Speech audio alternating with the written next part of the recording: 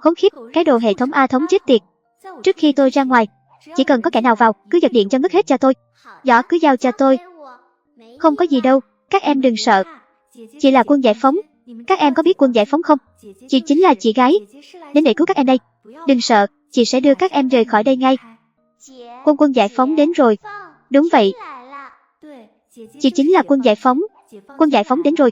Đừng sợ, chị đưa các em rời khỏi đây ngay lập tức. Bạch Nặc bế hai đứa trẻ rời khỏi hầm ngầm. Suốt dọc đường, Bạch Nặc không ngừng truyền vào cơ thể hai đứa trẻ nguồn sinh lực. Những sinh lực này đều được tách ra từ nguyên tố một tinh khiết. Trong bản thể của cô, nó tiêu tốn nhiều năng lượng hơn việc điều động trực tiếp. Chạy chưa đầy 200 mét, gương mặt nhỏ nhắn của Bạch Nặc đã không còn chút máu. Ký chủ, tôi giành được rồi. Bạch Nặc một tay bế một đứa trẻ, tựa vào tường. Ánh mắt rơi vào hai ống dung dịch dinh dưỡng trên tay. Uống cái này vào. Nếu dùng thiết bị bệnh viện hay đông y bắt mạch, thì có bị phát hiện ra không? Nếu như bị phát hiện, bên trong có những vật chất đặc biệt mà thời đại này chưa có, rất có thể sẽ gây ra nhiều rắc rối cho tôi và gia đình. Những rắc rối đó thậm chí có thể khiến chúng ta đăng xuất. Ký chủ yên tâm đi. Đừng nói là thiết bị thời này, cho dù là 100 năm sau nữa, cũng tuyệt đối không kiểm tra ra vấn đề gì đâu. Đông y bắt mạch cũng vậy thôi. Chúng không cùng một đẳng cấp không gian, không thể cảm nhận được đâu. Hơn nữa đây chỉ là dược tệ sơ cấp bình thường nhất. Dung dịch dinh dưỡng chỉ có thể duy trì chức năng cơ thể cho hai đứa trẻ này. Phần nào làm chậm tốc độ thất thoát sinh lực của chúng, để chúng có thể trụ được đến bệnh viện thành phố. Ký chủ, cô không thể tiếp tục truyền nguyên tố sự sống cho chúng nữa. Cấp độ dị năng hiện tại của cô mới chỉ là cấp 4.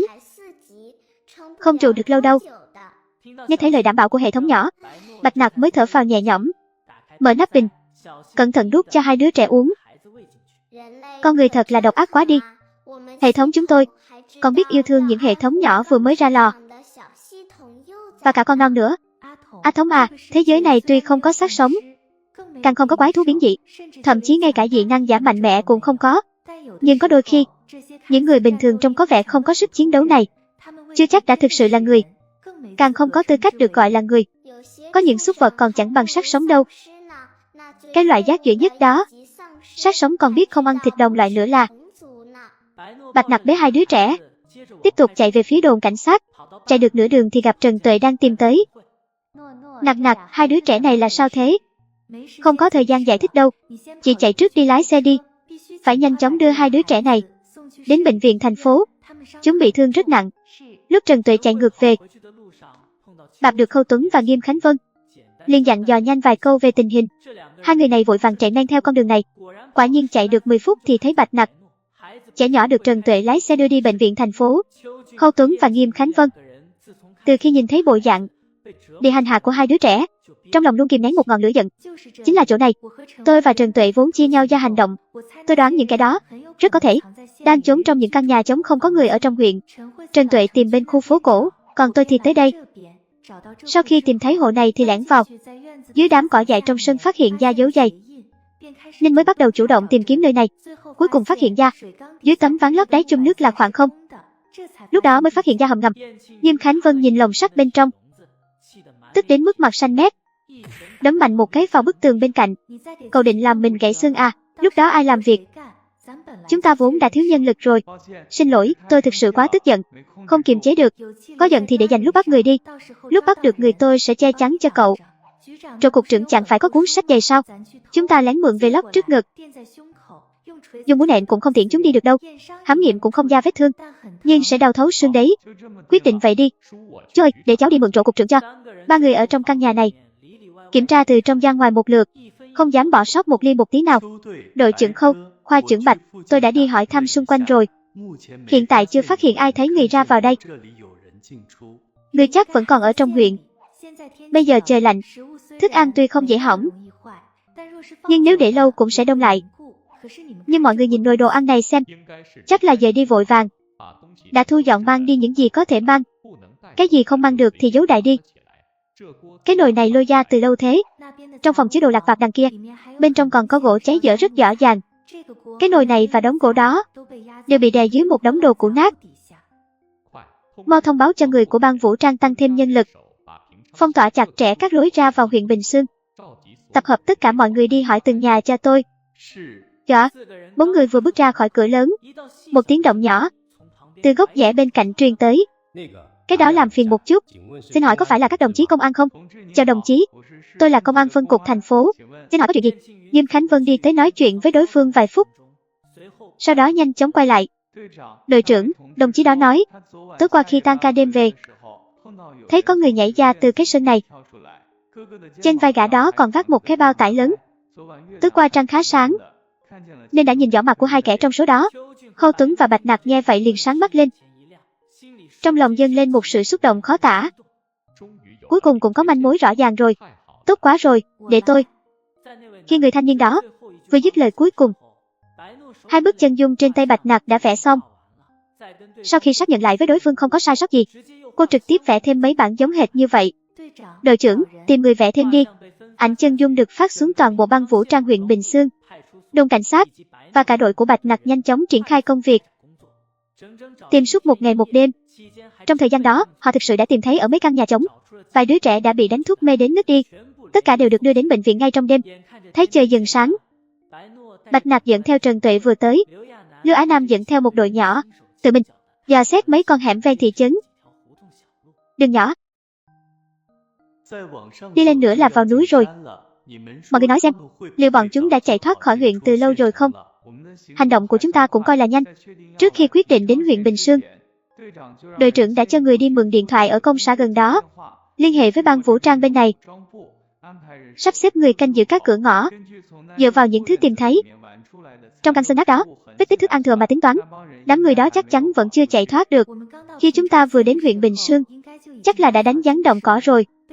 Mấy căn nhà mà bọn chúng giấu trẻ em đều cách nhau khá xa, chắc là để thu hút sự chú ý của chúng ta.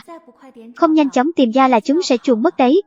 Ngay lúc này, một tràng tiếng chích chích chích từ trong bụi cỏ không xa truyền tới. Bạch Nặc đột nhiên khựng lại, mạnh mẽ nhìn sang. Người, là người của mình.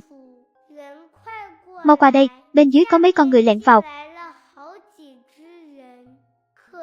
Hung dữ lắm luôn ấy. Còn bắt nạt tụi tôi nữa. Mau thả đại trùng da ăn thịt chúng nó đi. Không ngờ mấy con chuột này lại lập được công lớn. Nếu không phải thực sự sợ chuột, thì tôi cũng muốn bế chúng lên bà tung hô rồi. Khoa trưởng Bạch, mấy con chuột này bị sao thế? Sao tôi cảm thấy chúng có vẻ rất tức giận, giận đến mức sắp nói được tiếng người luôn rồi. Đó bậy bạ gì đó, để người ta nghe thấy lại báo cáo cậu bây giờ. Mấy con chuột này rất lạ. Tôi vừa nhìn thấy, chúng nhảy ra từ bên trong đó. Cảm giác giống như bị cái gì đó đuổi ra vậy. Mọi người nói xem bọn buôn người đó liệu có trốn dưới cống thoát nước không? Lúc trước tôi dẫn đội đi tìm trẻ em, phát hiện mấy căn nhà trống giấu trẻ đều có đường nước. Chỉ cần thông suốt ở gần đó từ trước, đợi qua đợt cao điểm này, chúng có thể cướp bọn trẻ về lại. Cho dù mấy đứa trẻ đó đều bị chúng ta tìm thấy, cũng có thể câu giờ cho chúng, để chúng rời khỏi huyện này bằng đường cống thoát nước. Vậy còn nói nhảm gì nữa? Chuyển luôn đi. Tiểu Lưu, cậu đừng theo nữa, đi tìm đội trưởng đến chi viện. Dạ, Khoa trưởng Bạch, mọi người nhất định phải cẩn thận. Những người còn lại không màng đến môi trường cống rãnh, tay cầm súng đã lên nòng, không chút do dự nhảy xuống cống thoát nước. Mấy con chuột lớn nhảy xuống, kệ mình nhỏ con, nhanh chóng lao lên dẫn đầu, quay đầu lại kêu chích chích mấy tiếng với Bạch Nặc, rồi bắt đầu chạy về phía trước. Cống thoát nước thông tứ phía, đi được 10 mấy mét đã có mấy đường ống rẽ. May mà có chuột dẫn đường. Chạy được 7-8 phút, Bạch Nặc đột nhiên giơ tay nắm đấm, chừng bước và ngồi thụp xuống. Mấy hạt giống nhỏ lăn trên mặt đất. Mấy con chuột nhỏ tò mò nhìn sang, đưa vẫy vẫy, lao về phía chân của mấy kẻ đang đi tới. Mẹ kiếp, đứa nào ngáng chân tao đấy? Không được cử động. Công an đây. Hai tay ôm đầu, ngồi thụp xuống tại chỗ. Chết tiệt, bị phục kích rồi. Giúp, mau giúp thôi. Tiếng bước chân hỗn loạn vang vọng trong cống thoát nước. Bạch Nặc thừa dịp bọn chúng không để ý liền lao lên. 10 mấy con chuột lao tới. Cô lấy một tên buôn người, ngoạm cho gã một miếng. Được, lũ chuột này lập công lớn rồi. Khi Khâu Tuấn dẫn người xuống chi viện, trận chiến đã kết thúc. Bạch Nặc ở trong bóng tối lôi ra 2 túi thịt khô lớn, ném vào góc, để chuột lớn chia cho chuột nhỏ. Bất giả phía trước có một đường ống khép kín. Mấy kẻ này đã giấu trẻ em ở trong đó từ trước rồi. Chắc là ra ngoài thám thính đường trước. Trên người không mang theo trẻ em. Cho dù có lộ diện ở cửa gia bị người ta nhìn thấy, cũng có thể tìm cớ để thoát thân. Khâu Tuấn nghiêm mặt gật đầu. vội vàng vẫy tay ra hiệu cho mọi người đi cứu trẻ em. Sau đó sắp xếp những người khác đưa các đồng chí bị thương và mấy tên buôn người đó ra ngoài. Những đứa trẻ còn lại đã tìm thấy rồi, tình trạng không được tốt lắm. Bệnh viện trong huyện không thể tiếp nhận nổi. Ban vũ trang cử xe tải quân dụng lớn chạy suốt đêm về thành phố. Bạch Nặc ngồi trên xe tự lái, cùng với xe của cục do Nghiêm Khánh Vân lái, một trước một sau, hộ tống xe tải lớn về kinh thành. Có một vấn đề, trong số những tên buôn người vừa bắt được không thấy người già. Sáng nay tôi đưa nhân chứng về cục. Có 2 người nói nhìn thấy là một ông lão đã bế đứa trẻ đi, lại có 3 người nói là một bà lão. Họ rất chắc chắn là không có cải trang, tóc trắng xóa, mặc đồ rách rưới. Đúng vậy, nhân chứng tôi đưa về từ đại đội Thượng Sơn cũng nói thấy một cô gái khoảng 17, 18 tuổi bế đứa trẻ vào núi. Nhưng chúng ta đã bắt 9 người, 6 nam 3 nữ. Trong 3 nữ thì một người tầm 30-40 tuổi, một người khoảng 25-26 tuổi, hoàn toàn không giống 17, 18 tuổi. Chẳng lẽ trong huyện vẫn còn kẻ lọt lưới sao? Chắc là không đâu. Chúng đi đường cống thoát nước là để di chuyển tập thể, không lý nào lại để lại 2 người. Một bên bị bắt có thể khai ra bên kia. Chỉ bằng cùng hành động, tỷ lệ trốn thoát còn lớn hơn một chút. Tôi cũng thấy thế. Liệu có phải là người được thuê tạm thời để giúp trộm trẻ em không? Lúc trước tôi phối hợp phá vụ án buôn bán người, cũng có tình huống như vậy. Vậy rồi đưa tôi đi gặp mấy nhân chứng đó. Có phải hay không, cứ vẽ chân dung ra là biết ngay. Đúng vậy, dù sao thì mấy con súc vật trộm trẻ con đường hồng có đứa nào chạy thoát. Đường về xe chạy không nhanh. Đến sáng mới tới kinh thành. Xe của bệnh viện đã chờ sẵn từ lâu. Sau khi bàn giao nhanh chóng liền chia nhau ra hành động. Bạch Nặc bảo Trần Tuệ lái xe thẳng đến phân cục. Lưu Á Nam dẫn Bạch Nặc đi gặp nhân chứng. Nửa tiếng sau, cầm bức chân dung nhân vật ra giao cho đội 2 đi tìm người. Thế nào, chúng khai chưa? Hay là để em thử xem? Em định lấy bút chì đâm bọn chúng à? Em lấy bút chì đâm anh đấy đội trưởng.